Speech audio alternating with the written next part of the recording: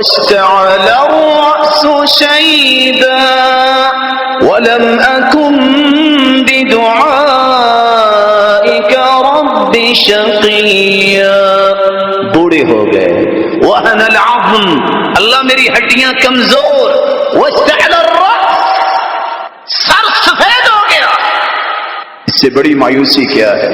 بس اللہ کے سامنے کھڑے ہو گئے. زکریا علیہ الصلاۃ والسلام محراب میں کھڑے ہوئے. کیا کہا؟ قال رب هب لي من الصالحین. ابھی دعا پوری نہیں ہوئی، سلام پھیرا نہیں. یحییٰ بیٹے کی خوشخبری لے کے فرشتے اس وقت موجود تھے. سبب کیا ہے؟ تقوی. جب تقوی ہو، اسی بات کو امام بخاری نے صحیح بخاری میں بیان کیا ہے. ينبغي لمسلم أن يكون على حال لا يرد دعاؤه. انسان کو ہر وقت ایسی حالت میں ہونا چاہیے مومن کو کہ جب وہ زبان سے کوئی بات نکالے تو اس کی دعا کو اللہ رد نہ کرے. اس کی دعا کو اللہ رد نہ کرے. یہ کیفیت بنتی اس وقت ہے جب انسان کے اندر تقوی آ جائے.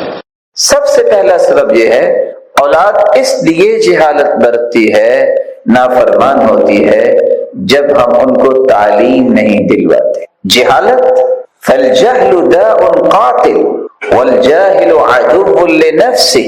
بے علمی، جہالت، یہ تو بہت بڑی بیماری ہے اور قاتل ہے انسانیت کی. اور جاہل انسان اپنی جان کا بھی دشمن ہوتا ہے. جب انسان عواقب سے بے خبر ہوتا ہے کہ کل کو کیا ہونے والا ہے، تو پھر نافرمانی کرنا تو اس کے لیے بڑا آسان ہو جاتا ہے. تو سب سے پہلی کمی اور کوتاہی جو ہوتی ہے والدین کی نافرمان بننے کی، کہ ہم نے ان کو مناسب تعلیم نہیں دی اور ان کو علم سے بہرہور نہیں کیا، جس کے نتائج پھر والدین کو بھی بھگتنے پڑتے. تو سب سے پہلی ذمہ داری ہماری کیا ہے کہ ہم اپنی اولاد کو کون سی نعمت دیں؟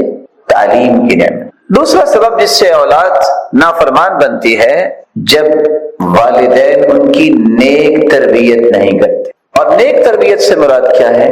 اذا لم يربيا اولادهما على التقوى والبر والصلة. تین چیزوں پہ تربیت جب والدین نہیں کرتے، اللہ ذوالجلال معاف فرمائے ان برے ایام والدین کو بھی دیکھنے پڑتے ہیں. پہلی چیز اللہ کا خوف، تقوی. دوسری چیز نیکی کرنا. تیسری چیز صلہ رحمی. جو صلہ رحمی نہیں سکھاتا تو سب سے پہلے وہ صلہ رحمی کے مقابلے میں جو جہالت ہے وہ والدین سے ہی برتتے ہیں. جس کے اندر اللہ کا خوف پیدا کیا جائے، اس کو نیکی کرنے کے مواقع مہیا کیے جائیں، اور خود اس کو اس بات کا حکم دیا جائے کہ رشتہ داروں سے اچھا سلوک کرنا ہے، لوگوں کے ساتھ خیر خواہی کرنی ہے. بیٹا، لوگوں کے بارے میں کبھی بدگمان نہیں ہونا، لوگوں کے اوپر زبان کو نہیں کھولنا، لوگوں کے بارے میں تمہارا ہاتھ نہیں چلنا چاہیے. تو ایسی اولاد کبھی بھی نافرمانی والدین کے ساتھ نہیں کرتی. حدیث کے الفاظ ہیں کہ ماؤں کی نافرمانی بھی حرام ہے. مردار نہیں کھائیں گے کیونکہ لوگ کہیں گے حرام کھا رہا ہے، لیکن ماؤں کو مار کے گھروں سے نکال دیں. اللہ کی قسم، جب کوئی بوڑھی ماں کہیں نظر آتی ہے کہ وہ اس پریشانی میں مانگ رہی ہوتی ہے، آپ کا دل کیسے باندھتا ہے کہ اس کو دیکھ کے چپ کر کے گزر جا. یہ کون سی ماں ہے جس نے بچوں کی کیسے پرورش کی ہوگی، اور پتہ نہیں کتنا کتنا بڑا کوئی افسر ہوگا، ماں باہر رول رہی ہے. کیا زندگی ہے. حرم علیکم حقوق الامہات. ماؤں کی نافرمانی بھی اللہ نے حرام کرا دی. بریدہ روایت کرتے ہیں ایک شخص کندھے پہ اٹھا کے حج کرواتا ہے اپنی ماں کو، اور آ کے اللہ کے رسول سے کہتا ہے کہ کیا میں نے ماں کا حق ادا کر دیا؟ تو اللہ کے رسول نے دو جواب دیے تھے. فرمایا وَلَوْ كَقُلَامَةِ ظُفُرٍ. یہ ناخن بڑھ جاتا ہے نا، ہم اتنا ناخن کاٹ دیتے. کہا تم کہہ رہے ہو نا کہ ماں کا حق ادا کر دیا ہے، تم نے اس ناخن جتنا بھی حق ادا نہیں کیا. وَلَوْ بِظَفْرَةٍ وَاحِدَةٍ. اور دوسری روایت کے الفاظ ہے تم کہتے ہو نا ماں کا حق ادا ہی کر دیا ہے، تم نے تو ایک تکلیف کا بدلہ نہیں دیا جو تکلیفیں اسے اٹھانی پڑی تیری وجہ سے۔ آج یہ مسئلہ ختم ہو گیا۔ آج شکایتیں کیا آتی ہیں؟ بس جی ماں بہت تنگ کرتی۔ یہ کوئی بھی نہیں کہتا کہ میری بیوی میری ماں کو تنگ کرتی، یہ کبھی شکایت نہیں آئی۔ یہ وہ والدین ہیں جنہوں نے اپنی جوانی بھی، اپنی خواہشیں بھی اور اپنا سب کچھ قربان کر کے اولاد کو پالا ہوتا ہے کہ وہ پڑھ جائیں، کوئی چیز بن جائیں، خوش رہیں، ان کو آسانی ملے۔ جو ہی اس اولاد کے دماغ میں خناس آتا ہے تو سب سے پہلے والدین کے دشمن بنتے ہیں۔ اگر خنزیر حرام ہے تو حرم علیکم حقوق الامہات، تو ماؤں کی نافرمانی کرنا بھی حرام ہے۔ اب سوچیں کہ نافرمانی کیا ہے؟ میں صرف عبداللہ ابن عباس کی ایک بات پیش کر دیتا ہوں، باقی باتیں خود سمجھ آ جائیں گی۔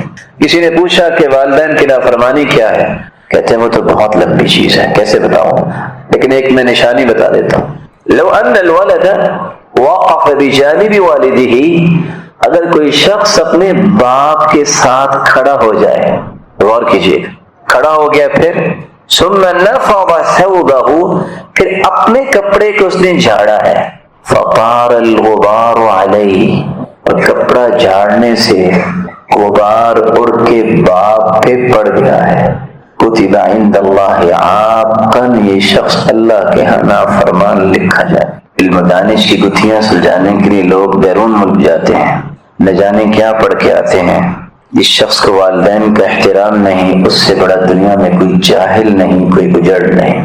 یہ ہے وہ دین کے مسائل جن سے نابلد زندگیاں گزر جاتی ہیں لیکن سمجھ نہیں آتی۔ رسول اکرم صلی اللہ علیہ وسلم نے فرمایا تھا کہ جنت تمہارے ماں کے قدموں تلے ہے، اور باپ کے بارے میں فرمایا کہ یہ جنت کا درمیانہ دروازہ ہے، چاہو تو اسے ضائع کر لو، چاہو تو اس کی حفاظت کر لو۔ حقوق الامہات، ماؤں کی نافرمانی یہ حرام ہے۔ اگر کوئی نافرمانی کرتا ہے تو اسے کیا خمیازہ بھگتنا ہے؟ نمبر 1، یہ اللہ عزوجلال کی حرمتوں کو پامال کرنے والا ہے۔ اللہ تعالیٰ کی حرمتوں کو پامال کرنے والے کو دنیا اور آخرت میں چین کیسے آئے گا؟ اللہ نے حرام قرار دے دیا ہے کہ ماؤں کی نافرمانی کی۔ یہ کبیرہ گناہ کا مرتکب ہے۔ چور کو ہر شخص برا سمجھتا ہے، بدکار کو ہر شخص برا سمجھتا ہے، اور اللہ کے رسول نے والدین کی نافرمان کو شرک کے بعد بڑا گناہ کہا ہے۔ سب سے بڑا گناہ شرک، والدین کی نافرمانی اور جھوٹی قسم۔ تیسرا نقصان، جس نے اللہ کو راضی کرنا ہے وہ والدین کو راضی کر لے، جس نے اللہ کو ناراض کرنا ہے وہ والدین کو ناراض کر لے۔ یہ اللہ کے رسول کی وصیت کا بھی مذاق اڑانے والا ہے۔ اور 5ویں سزا جو اسے پہنچتی ہے نافرمان کو، بابان معجلان عقوبتهما فی الدنیا البغی والعقوق، 2 دروازے ایسے ہیں جو بھی اس میں داخل ہوتا ہے سزا قیامت کی تو بعد کی بات ہے، اللہ دنیا میں سزا دے دیتا ہے، ایک بغاوت اور ایک والدین کی نافرمانی۔ اور چھٹی مصیبت کا سامنا اسے کرنا پڑتا ہے، وہ کیا ہے؟ 3 ایسے بدبخت ہیں جن کے نہ فرائض قبول ہیں نہ نوافل قبول ہیں۔ وہ کون کون سے ہیں؟ عاق، منان ومکذب بالقدر، والدین کا نافرمان، نیکی کر کے احسان جتلانے والا اور تقدیر کو جھٹلانے والا۔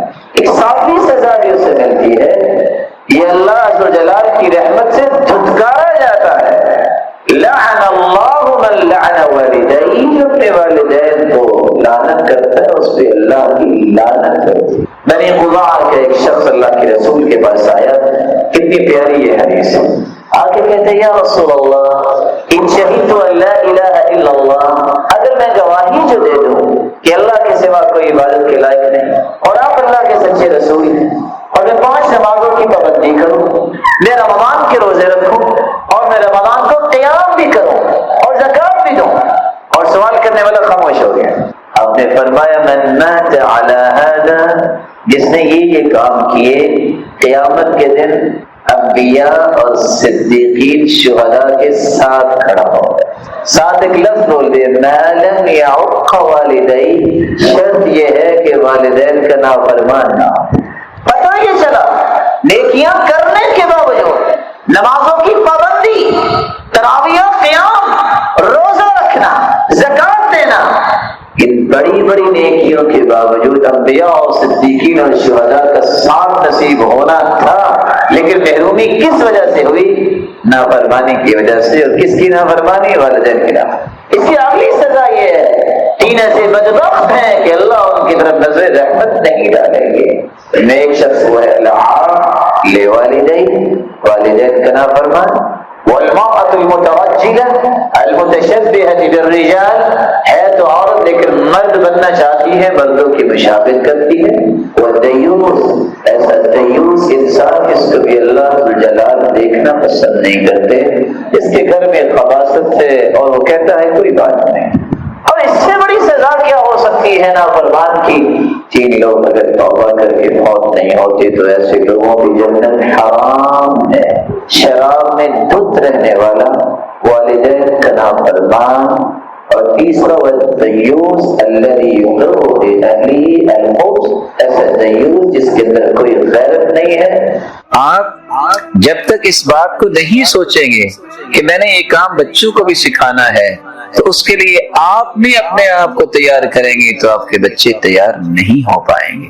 बच्चे कुदरती तौर पे जब बच्चे होते हैं उनकी सबसे ज्यादा एक्टिविटी वो होती है जो उनकी आंखें देखती। इन्न समा वल बसरा वल फुआद, ये आंखें, ये कान और दिल तो क़यामत को पूछा जाएगा इनसे, लेकिन बच्चे की ग्रो जब होती है तो सबसे पहले उस चीज को अपनाने की कोशिश करते है उसकी आंख देख रही होती है, फिर उसके बाद जाके सुनने पे उसका जो ना वो गौर होता है, उस पे फोकस करता है। 40 साल के बाद जब बहुत पुख्तगी आ जाती है तो एक एक बात को दिल से सोचता है। लेकिन जो मेरे और आपके शिकवे और शिकायत होती हैं कि मेरे बच्चे ये नहीं करते क्योंकि वो हमें देखते नहीं। जब वो मुझे नहीं देखेंगे, आपको नहीं देखेंगे कि हम वक्त पे नमाज पढ़ रहे हैं, तो वो खुद भी नहीं पढ़ेंगे। एक दुआ याद कर लीजिए, अगर आपका बच्चा आपकी बात नहीं मान रहा, फुदैल इब्न इयाज़ ने दुआ की थी जो मैं पहले भी बयान कर चुका हूँ, या अल्लाह मैंने अली के बारे में बहुत कोशिश की कि उसकी इस्लाह कर दे, अल्लाह मैं नहीं कर सका,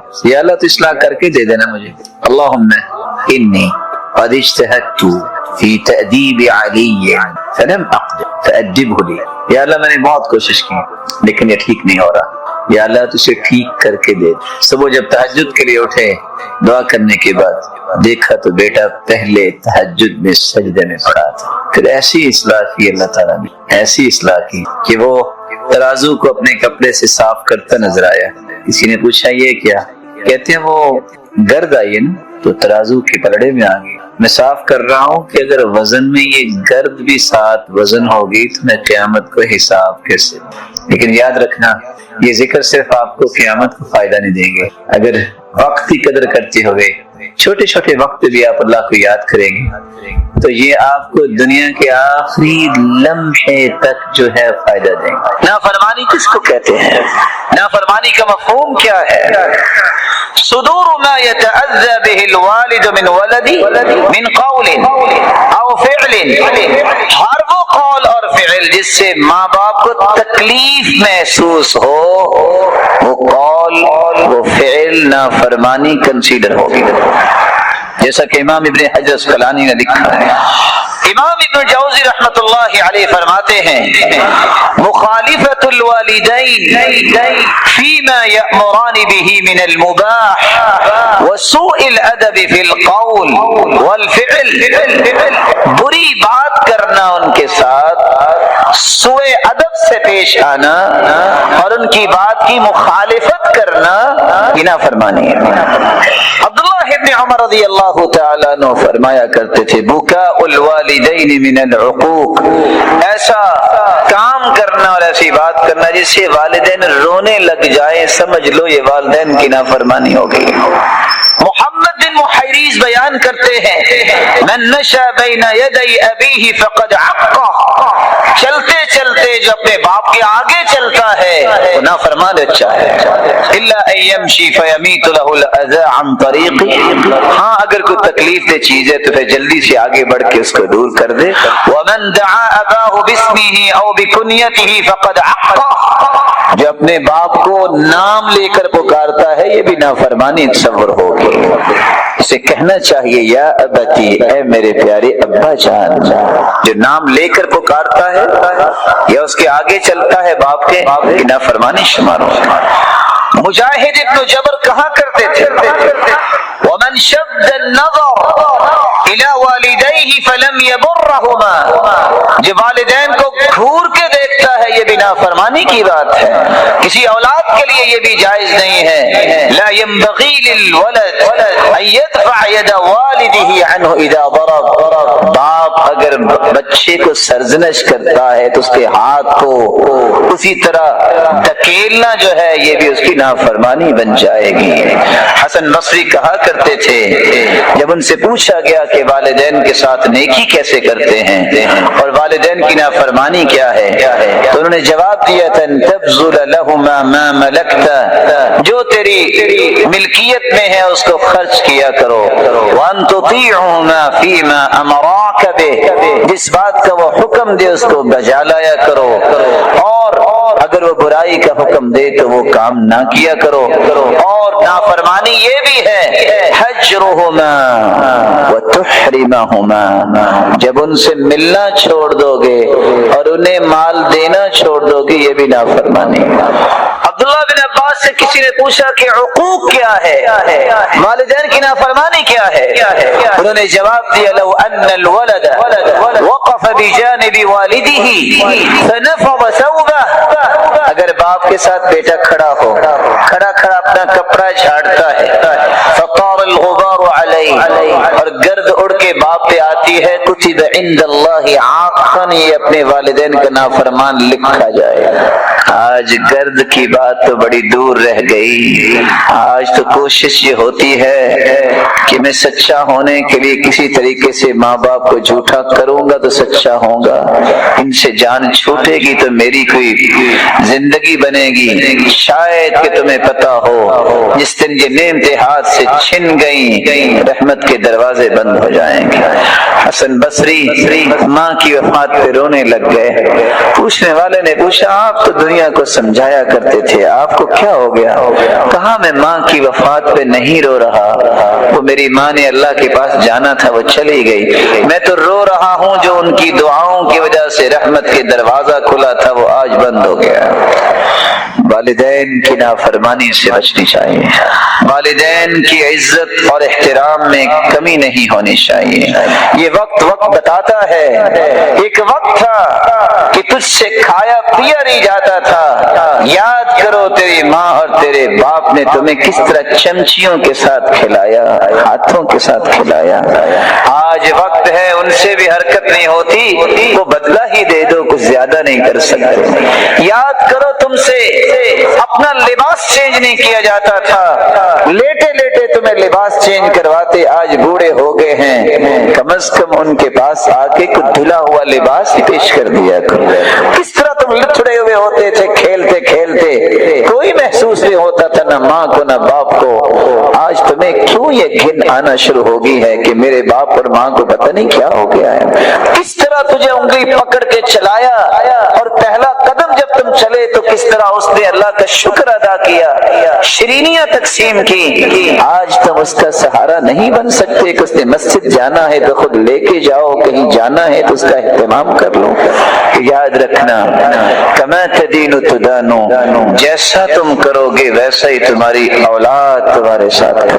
جو شخص فرض نماز کے بعد آیت الکرسی پڑھ لیتا ہے اس کے اور جنت کے درمیان صرف ایک ہی دیوار ہے، وہ موت کی دیوار ہے۔ جس دن فوت ہوگا جنتی مہمان ہوگا۔ رسول اکرم صلی اللہ علیہ وسلم نے فرمایا اس کی زندگی کے جتنے گناہ ہیں اللہ پھر معاف کر۔ اور حیرانگی کی بات ہے، میں تو کبھی کبھی ان احادیث کو جب بیان کرتا ہوں یا پڑھتا ہوں یقین مانے رکنا پڑتا ہے کہ میرے رب کی اتنی رحمت، یہ کوئی بد نصیب ہی ہوگا جس رحمت کا طلبگار نہیں۔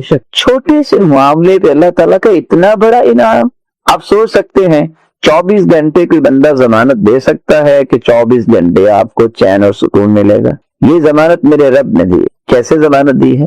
رسول اکرم صلی اللہ علیہ وسلم کا فرمان معظم ہے۔ آپ نے فرمایا جو بندہ صبح کے وقت یہ کہہ دے اللہم انت ربی لا الہ الا انت وانا عبدک وانا علی عہدک وعدک ما استطعت اعوذ بک من شر ما صنعت ابوء لک بنعمتک علی وابوء بذنبی فاغفر لی فإنه لا يغفر الذنوب الا انت۔ اب ان کلمات کو یاد کرنے میں جو لوگ 500 سملر ورڈ یاد کر سکتے ہیں ایک ڈگری کے لیے، لیکن پھر بھی زندگی کے چین کا پیکج اس کے پاس نہیں. دیکھ اللہم انت ربی لا الہ الا انت خلقتنی وانا عبدک وانا علی عہدک ووعدک ما استطعت اعوذ بک من شر ما صنعت ابوء لک بنعمتک علی وابوء بذنبی فاغفر لی فانہ لا یغفر الذنوب الا انت.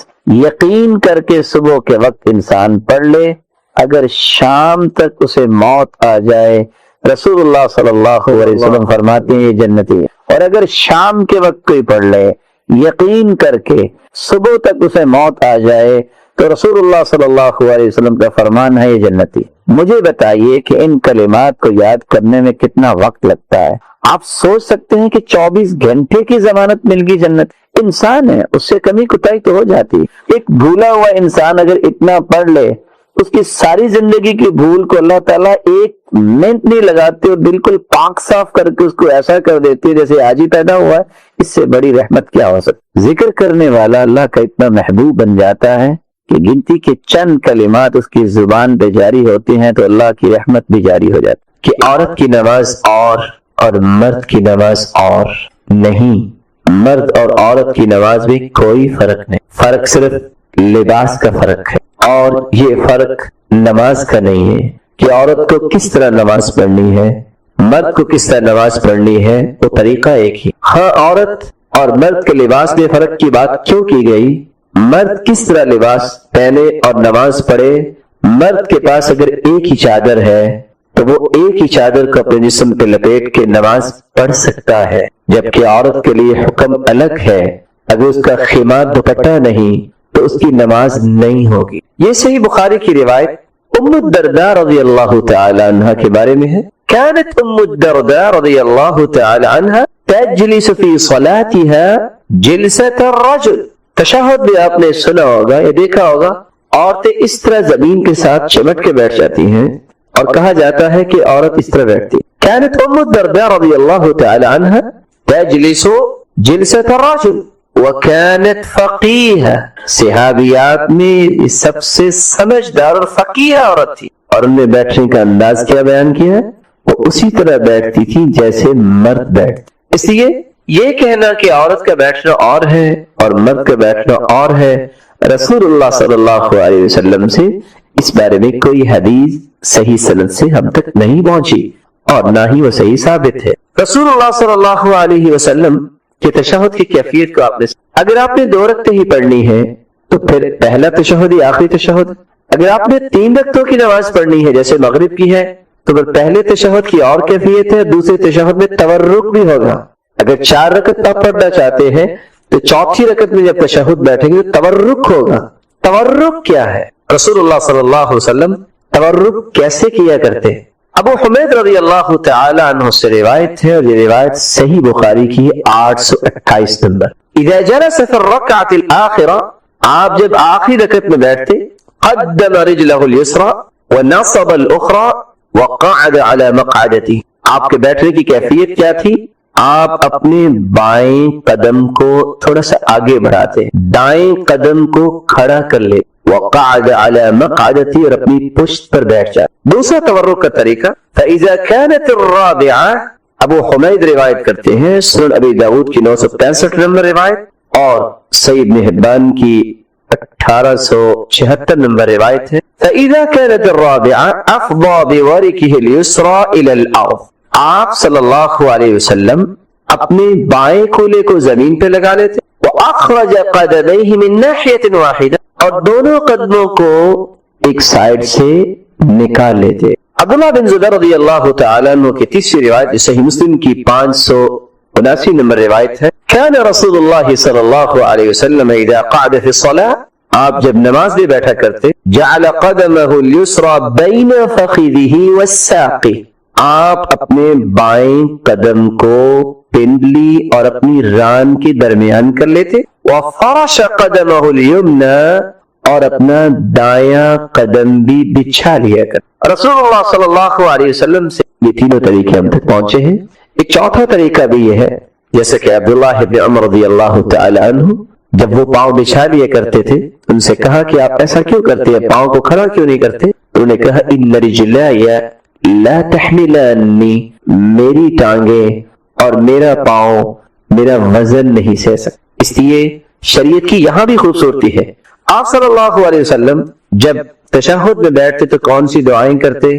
چونکہ آپ کو یہ دعائیں یاد ہیں, میں صرف صحابی کا نام لے کر اور ریفرنس کے ساتھ صرف دعائیں پیش کی. سیدنا عبداللہ ابن مسعود رضی اللہ تعالیٰ عنہ سے مروی ہے, صحیح بخاری کی 831 نمبر روایت اور صحیح مسلم کی 895 نمبر روایت, کہ ہم اللہ کے رسول صلی اللہ علیہ وسلم کے پیچھے نماز پڑھتے تو اللہ کے رسول صلی اللہ علیہ وسلم نے جب ایک صحابی نے کہا السلام علی جبریل و میکائیل السلام علی فلان و فلان, تو اللہ کے رسول صلی اللہ علیہ وسلم نے فرمایا کہ اللہ ہی سلامتی دینے والے ہیں, السلام یہ اس کا نام ہے. جب تم نماز کے اندر بیٹھو تو تم یہ پڑھا کرو التحیات للہ والصلوات والطیبات, السلام علیک ایہا النبی ورحمۃ اللہ وبرکاتہ, السلام علینا وعلی عباد اللہ الصالحین. جب تم یہ کہہ دو گے فإنکم اذا قلتموها, جب تم یہ کہہ دو گے اصابت کل عبد للہ صالح, ہر نیک آدمی کو سلام پہنچ جائے گا. فی السماء والارض, خواہ وہ آسمانوں میں ہو یا زمینوں میں ہو. اشہد ان لا الہ الا اللہ وحدہ لا شریک لہ واشہد ان محمدا عبدہ ورسولہ. پھر آپ یہ پڑھتے اور آگے لفظ کیا حدیث کے ثم یتخیر من المسألۃ ما شاء, پھر جو آپ چاہتے ہیں دعا اس کے بعد پڑھ. کون سی دعا؟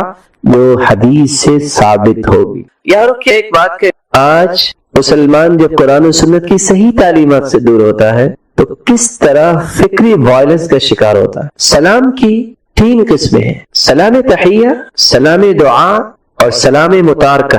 سلام تحیہ مسلمان جب مسلمان کو ملتا ہے تو یہ سلام تحیہ ہوتا ہے. فَإِذَا حُيِّيتُم بِتَحِيَّةٍ فَحَيُّوا بِأَحْسَنَ مِنْهَا أَوْ رُدُّوهَا, جب کوئی سلام تحیہ کہے یا تو اسی طرح ہی جواب دو یا اس سے بہتر جواب دو. مثال کے طور پر کسی نے کہا ہے السلام علیکم وعلیکم السلام, السلام علیکم ورحمۃ اللہ وعلیکم السلام ورحمۃ اللہ, السلام علیکم ورحمۃ اللہ وبرکاتہ وعلیکم السلام ورحمۃ اللہ وبرکاتہ.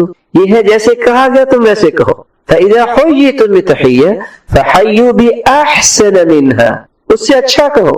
اور ردوها, یہ اسے لوٹا دو. اچھا کیا ہوگا؟ السلام علیکم ورحمۃ اللہ وبرکاتہ, جواب کیا ہوگا؟ وعلیکم السلام ورحمۃ اللہ وبرکاتہ ومغفرتہ. یہ سلسلہ صحیحہ کی روایت میں اس سے زیادہ کسی حدیث میں الفاظ ثابت نہیں ہے. یہ سلام کہنا اور اس کا جواب دینا یہ مسلمان کا مسلمان پہ حق ہے.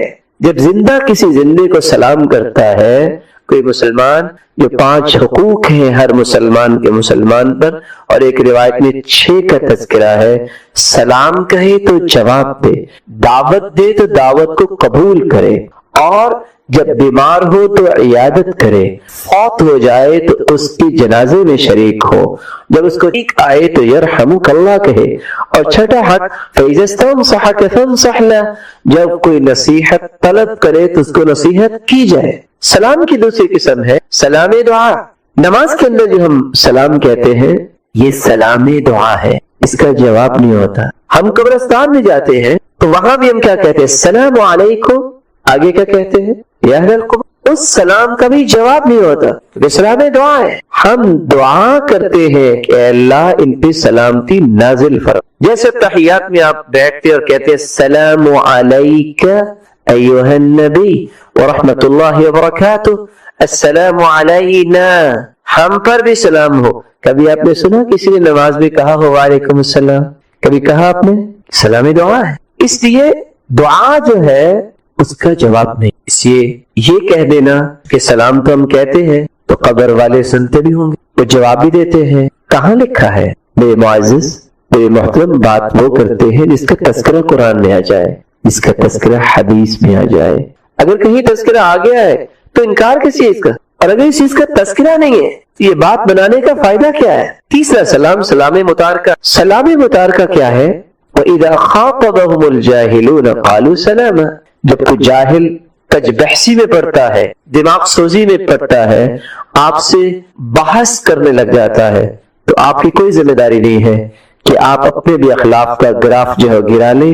آپ کیا کہیں؟ میں آپ کو سلام کرتا ہوں، آپ بالکل بحث میں آپ اس سے الجھے نہیں، آپ اپنے تشخص کو مت گرائیے. عباد الرحمن کی نشانی یہ ہے اچھی بات کرو، نصیحت کرو، دعوت دو، احترام کے ساتھ، وقار کے ساتھ، نرمی کے ساتھ. اور اگر بحث پہ لڑائی پہ اتر آیا ہے، جناب السلام علیکم، میں بحث نہیں کر سکتا. لڑائی یہ مسلمان کا شیوا نہیں ہے. یہ اچھل ابھر کر خواہ دین کی بات بھی کہی جائے اس سے قرآن نے منع کر دیا ہے. اور سچ کہا کچھ باتیں بنائی جاتی ہیں لیکن اس کا فائدہ نکل آتا ہے. کسی نے برف سے پوچھ لیا اور رائے تو اس کی اپنی، آپ اتنی ٹھنڈی کیوں ہو؟ کہا میرا ماضی بھی ٹھنڈا پانی ہے، میرا مستقبل بھی پانی ہے ٹھنڈا، گرمی کی مجھے ضرورت کیا ہے؟ انسان کی ابتدا بھی مٹی ہے، مِنْهَا خَلَقْنَاكُمْ، اور اس کی انتہا بھی مٹی ہے دنیا کے حساب سے. وَفِيهَا نُعِيدُكُمْ، یہ مٹی سے بنایا گیا، مٹی میں چلا جائے گا.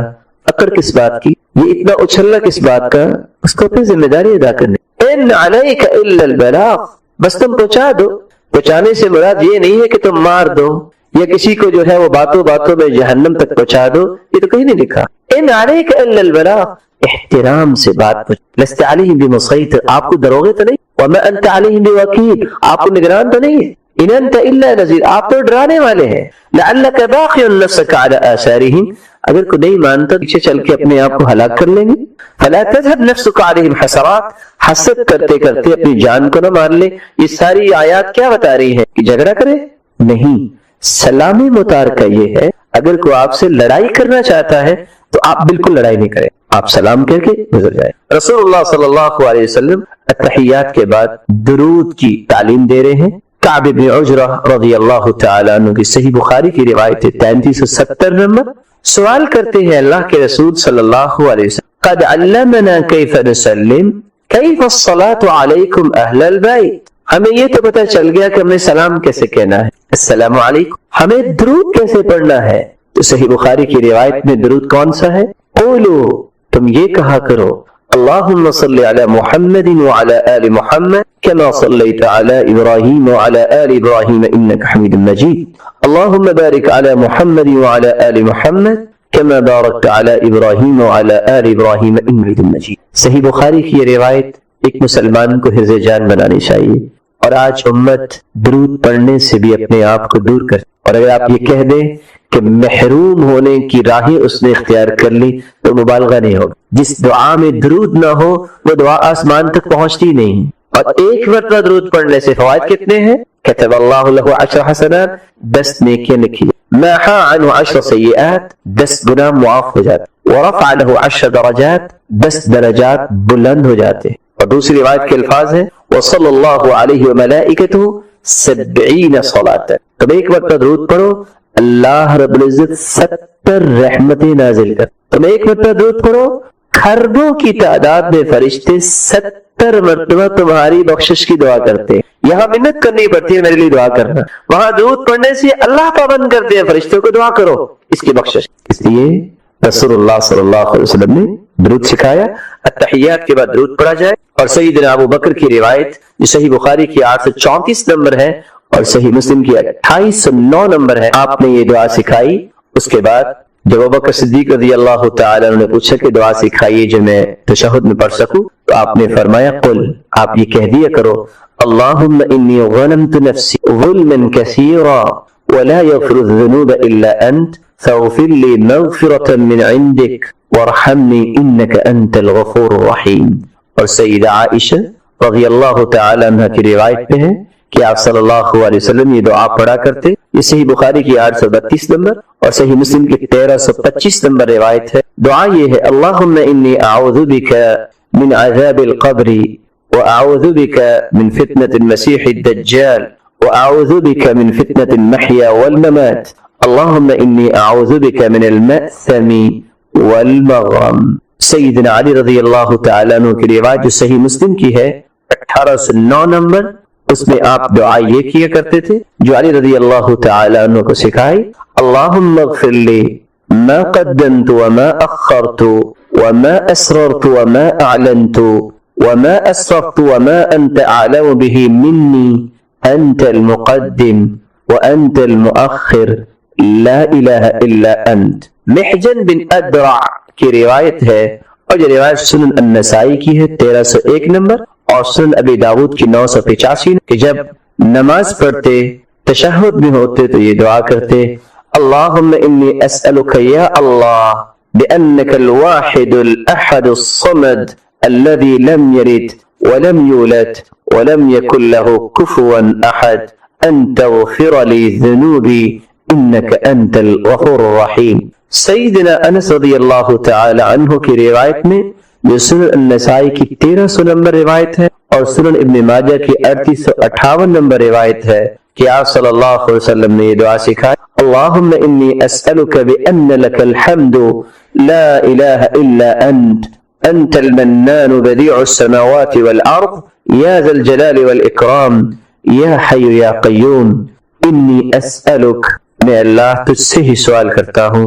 اور سیدنا انس رضی اللہ تعالی عنہ سے دوسری روایت میں جو سنن النسائی کی 1299 نمبر روایت ہے اور جامع ترمذی کی 481 نمبر روایت ہے، اللہ کے رسول صلی اللہ علیہ وسلم نے ام سلیم کو یہ دعائیں سکھائیں، فرمایا سبح اللہ 10 10 مرتبہ سبحان اللہ کہہ دو، واحمدیہ بہ 10 10 مرتبہ الحمدللہ کہہ دینا، وکبریہ 10 اور 10 مرتبہ اللہ اکبر کہنا، ثم سلیہ حاجتکی، پھر اللہ سے اپنی حاجات کا سوال کر۔ فروہ بن نوفل بیان کرتے ہیں کہ رسول اللہ صلی اللہ علیہ وسلم نے ان کو یہ دعا سکھائی جو سنن النسائی کی 1307 نمبر، سنن ابن ماجہ کی 3839 نمبر روایت ہے، اللہم انی اعوذ بک من شر ما عملت ومن شر ما لم اعمل، اے اللہ یہ ایسے عمل کی شر سے بچا جو میں کر بیٹھا اور اس عمل کے شر سے بھی بچا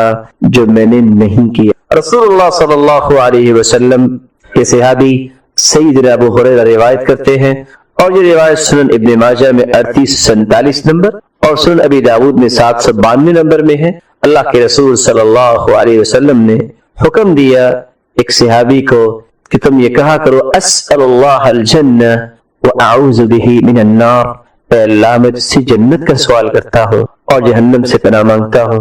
چونکہ وقت آیا ہے تو میں یہ گزارش کر دوں، آج فتنے بہت ہیں، فتنوں سے بچنے کا جو طریقہ رسول اکرم صلی اللہ علیہ وسلم نے دیا ہے، ان طریقوں کو اگر غور سے پڑھا جائے تو اللہ کے ذکر اور قرآن سے بڑھ کے کوئی طریقہ نہیں۔ گھر گھر میں جادو، ٹونا اور نہ جانے کیا کیا نام ہے۔ عقبہ بن عامر رضی اللہ تعالی عنہ کہا کرتے تھے کہ امرنی رسول اللہ صلی اللہ علیہ وسلم ان اقرأ المعوذتین بعد کل صلاح، اللہ کے رسول صلی اللہ علیہ وسلم نے مجھے ہر نماز کے بعد آخری 2 سورتیں پڑھنے کا حکم دیا۔ جو شخص وہ شام کے اذکار کرتا ہے اور پھر ہر نماز کے بعد اذکار، اور اس روایت کی روشنی میں ہر نماز کے بعد آخری 2 سورتیں، اللہ کی رحمت اور اس کے فضل سے نہ اس پہ کبھی جادو ہوگا نہ کبھی ٹونا ہوگا۔ اس لیے آپ ذکر پہ کبھی سودے بازی نہ کیا کریں۔ حیرانگی ہوگی آپ کو یہ بات سن کے، امام ابن تیمیہ رحمۃ اللہ علیہ، ہم نماز پڑھتے ہیں نا، تو نماز کے بعد حالانکہ نیکی کی غرض ہوتی ہے، محبت ہی ہوتی ہے، ایک دوسرے سے سلام کرتے ہیں آ کے، چلو جی کوئی معزز آدمی آیا، ان سے کوئی سلام کرنا چاہتے اپنے منہ پہ ہاتھ رکھ لیتے، کیونکہ اس وقت سنت کیا ہے؟ ذکر کرنا، سلام لینا نہیں ہے۔ اور ساتھ کہتے ہادیہ غدوتی، یہ میرا کھانا ہے، اگر میں نے یہ کھانا نہ کھایا تو میں زندہ ہی نہیں رہ سکتا۔ ذکر کرنے کے بعد پھر ملتے، اور ان کا اخلاق کتنا عالی تھا۔ اس لیے نماز کے بعد ذکر پہ آپ کبھی کمپرومائز نہ کیا کریں۔ اور اس کی ایک اور وجہ ہے، صحیح بخاری کی روایت اگر میں ساتھ ملاؤں، جو شخص فرض نماز پڑھتا ہے اور اپنی جگہ پہ بیٹھا رہتا ہے، اپنی جگہ سے کیا مراد ہے؟ میدان فی مصلی، جہاں اس کے قدم ہے، جہاں اس نے سجدہ دیا، یہ جگہ اس کی ہے، اپنی جگہ پہ بیٹھ کے ذکر کرتا ہے، اللہ کے نورانی فرشتے اس کے لیے 3 دعائیں کرتے ہیں۔ پتہ ہے ان فرشتوں کی تعداد کتنی ہے؟ دوسری صحیح بخاری کی روایت ہے کہ ان للہ ملائکۃ سیارۃ فضلا، اللہ کے کچھ موبائل فرشتے ہیں جو ہر وقت زمین میں گردش کرتے رہتے ہیں، یبتغون مجالس الذکر، اور وہ اللہ کے ذکر کی مجالس کی تلاش میں ہوتے ہیں۔ فإذا وجدوا ذلك جلسوا معهم، اگر ان کو کوئی ایسی مجلس مل جائے تو وہ بھی بیٹھ جاتے ہیں۔ وہ کتنے ہوتے ہیں؟ حتى يملأ ما بين السماء والأرض، زمین اور آسمان کا خلا ان فرشتوں سے بھر جاتا ہے۔ ویسے کتنے کو ہو سکتے ہیں؟ اس کی تعداد میں اور آپ اندازہ کر سکتے ہیں؟ جس شخص کے لیے اتنے فرشتے 3 دعائیں کریں، اور دعا کیا ہے؟ اللہم اغفر لہ، اے اللہ اس کو معاف کر دے، اللہم تب علیہ، اے اللہ اس کی توبہ کو قبول فرما لے، اللہم ارحم، اللہم اغفر لہ، اللہم تب علیہ، اللہ اس پہ رحمت کی برکھا برسا دے۔ جس کو 3 دعائیں کھربوں فرشتوں کی مل جائیں، اور یہ بات طے شدہ ہے، فرشتوں کی دعا رد نہیں ہوتی۔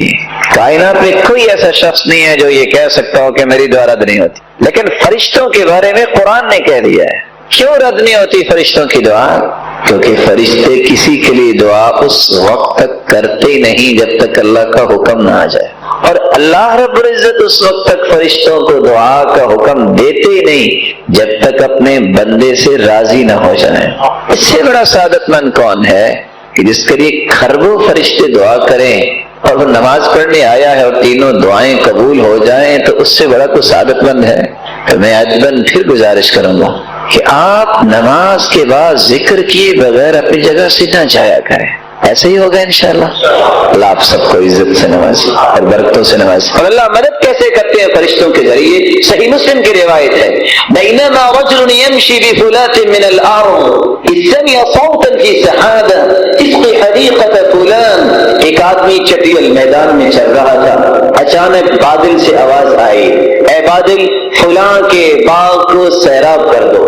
فتنحى ذلك السحاب، وہ بادل کا ٹکڑا وہاں سے حرکت میں آتا ہے، فأفرغ ماءه في حرة، اور کالے پتھروں پہ برسنے لگ جاتا ہے، فإذا شرجة من تلك الشراج قد استوعبت ذلك الماء كله، خود سے پانی اکٹھا ہوا، خود سے کھالی بنی اور پانی اکٹھا ہو کے چلنے لگ گیا، فتتبع الماء، اور یہ شخص پانی کے پیچھے پیچھے ہے، فإذا رجل قائم في حديقته يحول الماء بمسحاته، کیا دیکھتا ہے؟ ایک باغ ہے، اس کے کنارے پہ ایک اللہ کا نیک بندہ کھڑا ہے، یہ پانی کو اپنے باغ کی طرف موڑ رہا ہے۔ پوچھا، یا عبد اللہ ما اسمک، کیا نام ہے آپ کا؟ قال ولم تسألني عن اسمي، میرا نام کیوں پوچھ رہے ہو؟ کہا پہلے بتاؤ۔ جب اس نے نام بتایا، کہا یہی نام تو میں نے بادلوں سے سنا کہ کوئی کہہ رہا تھا اس کے باغ کو سیراب کرو، مجھے یہ بتاؤ تم کرتے کیا ہو؟ کہا اگر تم نے پوچھ دیا ہے تو سنو، کرتا کیا ہوں، جب باغ کا پھل آتا ہے تو 3 حصوں میں تقسیم کرتا ہوں۔ پہلا حصہ فأتصدق بثلث، سب سے پہلا حصہ میں اللہ کی راہ میں صدقہ کر دیتا ہوں، وآكل وعيالي ثلثا، اور ایک حصہ اپنے اور اپنے بچوں کے لیے لے جاتا ہوں، وأرد فيها ثلثا، اور ایک حصہ میں ایز اے کیپٹل اپنے پاس رکھتا ہوں، جب ضرورت پیش آئے گی اس باغ کو مزید بہتر بنانے کے لیے میں خرچ کروں گا۔ تو پہلا حصہ اللہ کی راہ میں دینے والے کا اللہ نے مدد کا ذریعہ کیا بنایا؟ فرشتوں کے ذریعے، بادلوں کے ذریعے۔ کوئی انسان نہیں، اگر کوئی یہاں کسان، یہاں کوئی زراعت کرنے والا بیٹھا ہے، اس کو پتا ہے کہ پانی کو زمین تک لے جانے میں کیا کیا دشواریاں ہیں، کیسے پانی کے لیے وہ سسٹم اور کھالیاں بنائی جاتی ہیں۔ بھلا پتھر پہ بھی کوئی کھالی بنتی ہے؟ بھلا اس طرح پانی اکٹھا دنیا والا بھی کوئی کر سکتا ہے؟ یہ سارے کے سارے بندوبست کرنے والے ہیں تو کون؟ اللہ رب العزت۔ لیکن کس کے لیے؟ جس نے یہ کام کیا کہ اپنے مال کے اندر سب سے پہلا حصہ اللہ کی اطاعت کے لیے رکھا۔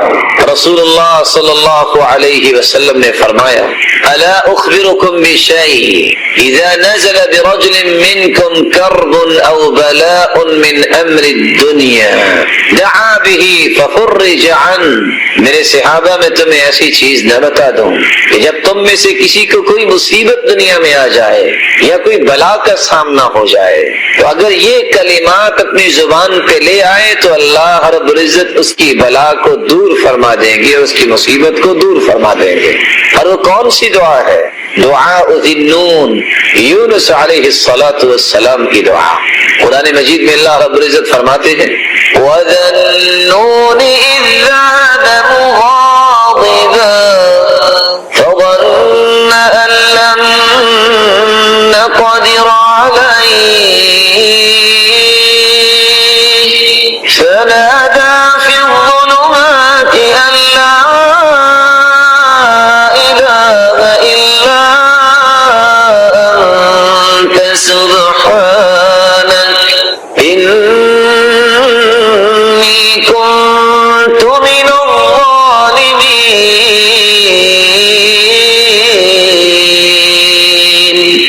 سے ناراض ہو کہ یونس علیہ السلام وہاں سے چل لیے، فظن ان لن نقدر علیہ، اور اس کا گمان یہ تھا کہ ہمارے پاس قدرت نہیں ہے، کہ جہاں بھی جائے گا تو ہماری قدرت نہیں ہے۔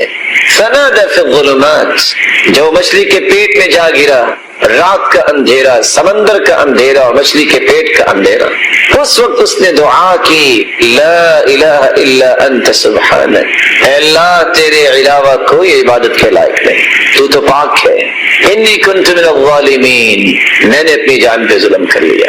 یہ کلمات انسان اگر اپنی زبان پہ لے آئے، رسول اللہ صلی اللہ علیہ وسلم کا فرمان معظم ہے، لم يدع بها رجل قط الا استجاب اللہ تعالی له، جس مصیبت میں بھی انسان پھنسا ہے اگر یہ کلمات زبان پہ لے آئے، اللہ رب العزت اس کی دعا کو قبول فرماتے ہیں اور اس کی مصیبت کو دور فرما دیتے ہیں۔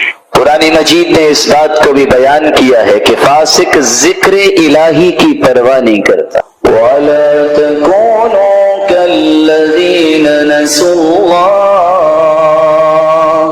فَأَنسَاهُمْ أَنفُسَهُمْ أُولَئِكَ هُمُ الْفَاسِقُونَ، ایسے لوگوں کی طرح نہ ہو جاؤ جنہوں نے اللہ کو بھلا دیا، اللہ نے انہیں بھلا دیا، ان کو اپنا بھی یاد نہیں رہتا کہ میں نے کیا کرنا ہے کیا نہیں کرنا۔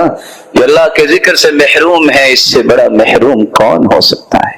اس لیے میں آپ کی خدمت میں ادب سے گزارش کروں گا، 101 بیماریوں کے نام لینے والے لیتے ہیں، اگر دنیا کی ہر مصیبت سے اپنے آپ کو محفوظ کرنا چاہتے ہو تو ذکر الہی سے بڑھ کے کوئی مضبوط قلعہ نہیں۔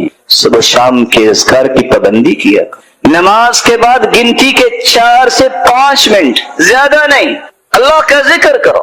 زیادہ سے زیادہ انسان کو یہ ہوتا ہے دکان، میرے کسٹمر انتظار کر رہے ہوں گے، دینا پھر بھی کس نے ہے؟ دینے والے کو چھوڑ کے چلے جاؤ، جو لینے والے ان کے پاس چلے جاؤ، کیا ملے گا؟ زیادہ سے زیادہ کتنی کمائی کر لو۔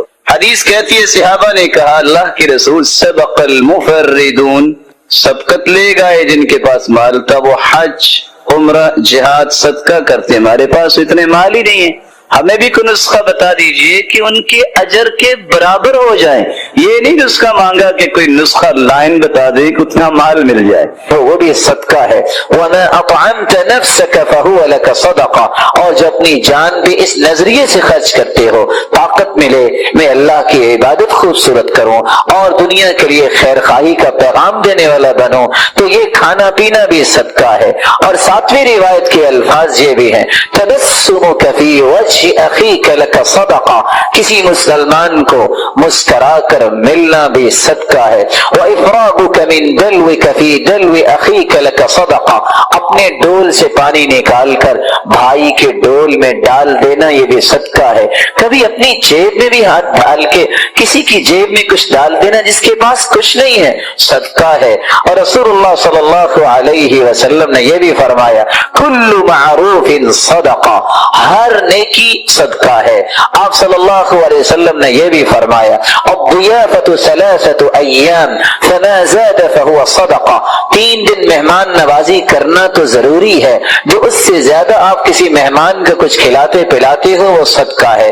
رسول اللہ صلی اللہ علیہ وسلم نے یہ بھی فرمایا کف شرک عن الناس فانها صدقۃ منک علی نفسک، اپنی تکلیف سے لوگوں کو بچانا بھی صدقہ ہے۔ ایک ہے لوگوں کی تکلیف، ایک ہے کہ خود بھی کسی کو تکلیف نہ دو، یہ بھی بہت بڑا صدقہ ہے۔ رسول اللہ صلی اللہ علیہ وسلم نے فرمایا تعدل بین الاثنین صدقہ، 2 مسلمانوں کے درمیان صلح کروا دینا، انصاف کی بات کرنا بھی صدقہ ہے۔ تعین الرجل علی دابتہ فیحمل علیہا، کسی شخص کی مدد کرنا اور اس کو اپنی سواری کے ساتھ بٹھا لینا بھی صدقہ ہے۔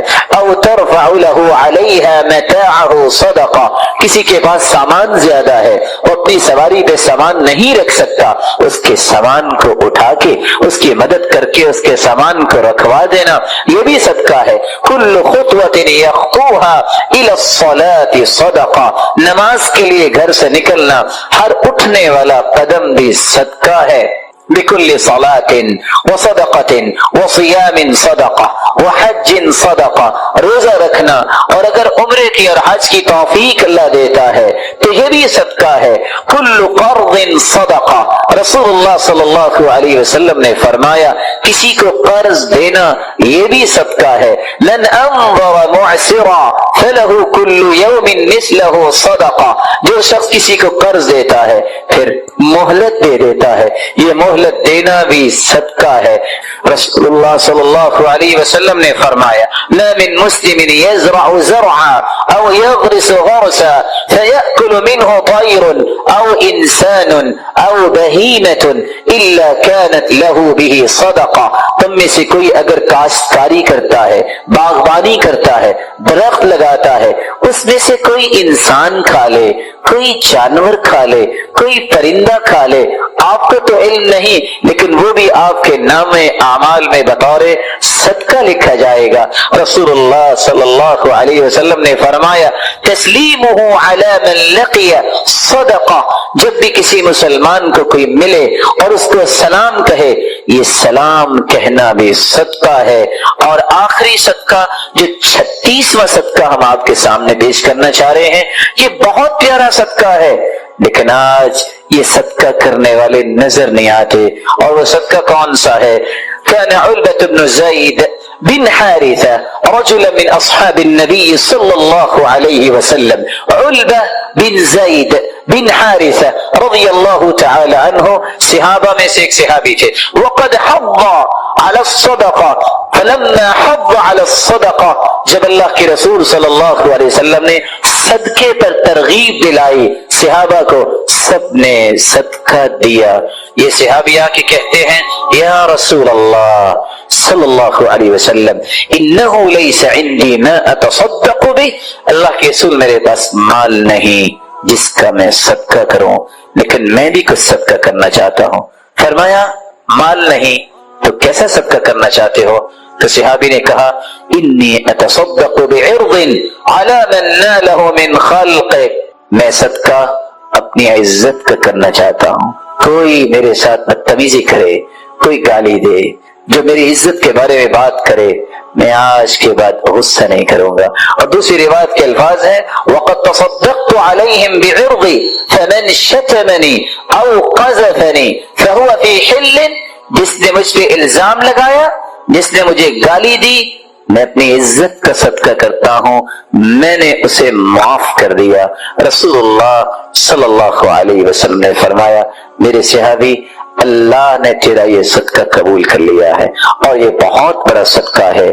اور علی رضی اللہ تعالی عنہ کی بات بھی یاد رکھنی چاہیے، وہ کہا کرتے تھے لوگ زکوٰۃ نہیں دیتے۔ پوچھنے والے نے پوچھا آپ کیسے کہہ رہے ہیں زکوٰۃ نہیں دیتے؟ لوگ تو زکوٰۃ دیتے ہیں۔ کہتے ہیں لوگ مال کی زکوٰۃ دیتے ہیں، عقل کی زکوٰۃ نہیں دیتے۔ مال کی زکوٰۃ دیتے ہیں اور عقل کی زکوٰۃ نہیں دیتے، کیا مطلب؟ کہا مال کی زکوٰۃ تو مومن دیتا ہی ہے، عقل کی زکوٰۃ یہ ہے کوئی ایسی بات آپ کو کہے جو آپ کو بری لگی اس کو برداشت کر لینا، یہ عقل کی زکوٰۃ ہے، اس سے عقل تیز ہوتی ہے، عقل میں برکت آتی ہے۔ ان تمام قسم کے صدقات کو یہ موسم مبارک آ رہا ہے، رمضان المبارک کا موسم ہمیں اختیار کرنا چاہیے۔ میری اللہ رب العزت سے دعا ہے اللہ تعالیٰ رمضان سے پہلے 3 کام اور رمضان میں ان 7 کاموں کو اچھے طریقے سے سمجھنے اور اس کے مطابق ان مبارک لمحات کو گزارنے کی توفیق عطا فرمائے۔ دعا کیجیے جتنے یہ بات سن رہے ہیں اے اللہ ان سب کو رحمتوں، راحتوں، عزتوں اور برکتوں سے نواز دے۔ مولا کریم اگر کوئی بیمار ہیں تو ان کی بیماریوں کو شفاؤں میں تبدیل فرما دے۔ مولا کریم جو صاحب اولاد ہیں تو ان کی اولاد کو نیک بنا، دست و بازو بنا، آنکھوں کی ٹھنڈک بنا اور صدقہ جاریہ بنا۔ الہ العالمین اگر کوئی اولاد کی نعمت سے محروم ہے تو ان کی جھولیوں کو بارونق بنا دے۔ مولا کریم اگر کوئی صاحب مال ہے تو ان کے مال میں برکت فرما دے اور ان کو فتنوں اور آزمائشوں سے بچا اور ان کو حاسدوں کے حسد اور شریروں کی شرارت سے بچا۔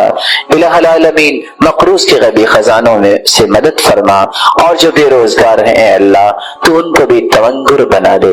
الہ العالمین ہمیں ایمان کی حالت میں رمضان کی نعمت نصیب فرما، اور پھر رمضان المبارک کی رونقیں اور برکتیں حاصل کرنے کی بھی توفیق عطا فرما۔ الہ العالمین جب تک رکھنا ایمان سے رکھنا، جب بلانا تو ایمان کی خوبصورت کیفیت میں بلانا، جس طرح آج تیرے دین کے لیے ہم جمع ہیں، اے اللہ ہم سب کو جنت الفردوس میں جمع فرما۔ مولا کریم اپنے محبوب کی رفاقت نصیب فرما۔ الہ العالمین اپنے دیدار کا مستحق بنا۔ وآخر دعوانا ان الحمد للہ رب العالمین۔